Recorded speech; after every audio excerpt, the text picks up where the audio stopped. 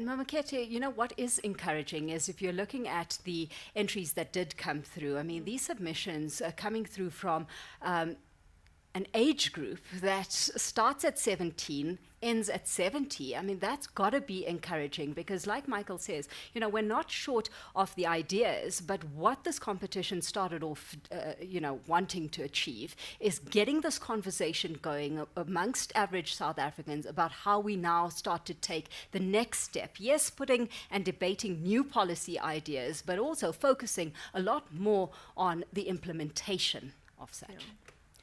Yeah, I mean, I was bowled over by how varied the submissions were, how many there were, how interesting many of them were.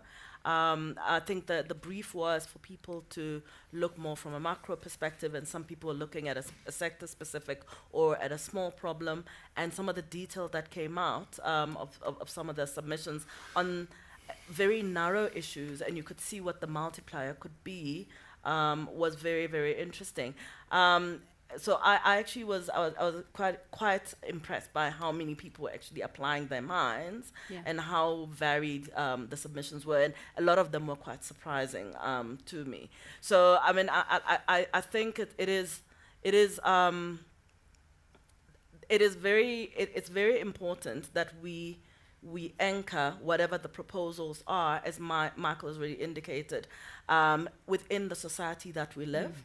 And when you get this organic, almost outpouring of ideas, it's coming from the source, from people that are involved in the space, you're more likely to get to a solution than if you get one that's being imposed externally.